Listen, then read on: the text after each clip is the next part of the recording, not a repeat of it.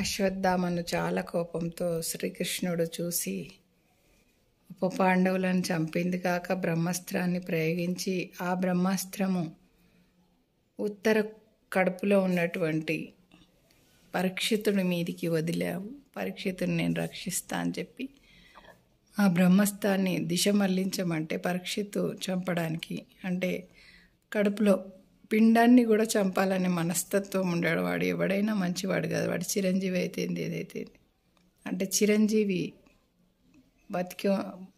ఎప్పుడు బతికి ఉండేవాడిని చిరంజీవి అంటాడు.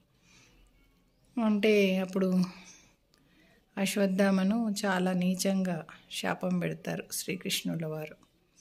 నువ్వు ఎవరు చూడడానికి ఇష్టపడని వికృతమైన రూపం దాల్చి చివరి వరకు బ్రతికి ఉండు, ఎవరికి ఎదురు పడలేక చాలా బాధపడుతూ ఎక్కడో దాసుకో అని చెప్పేసి వెళ్ళిపోతారు అందరూ.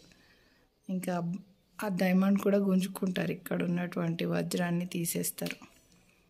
ఇంకా బాధపడుతూ అశ్వత్థామ వెళ్ళిపోతాడు.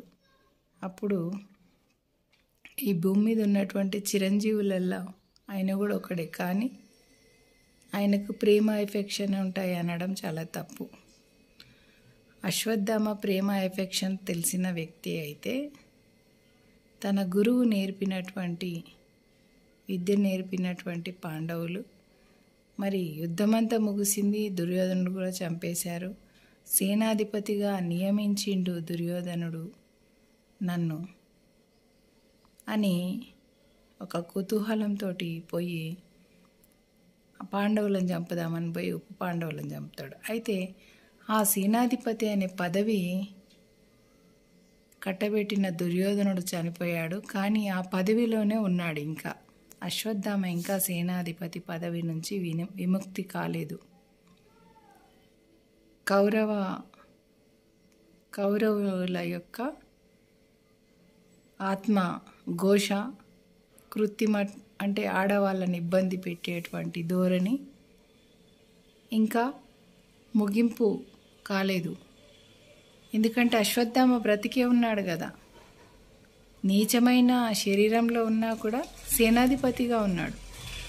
ఆ సేనాధిపతి రూపంలో ఎక్కడ పడితే అక్కడ ఆడవాళ్ళను ఇబ్బంది పెడుతూ ఉంటాడు.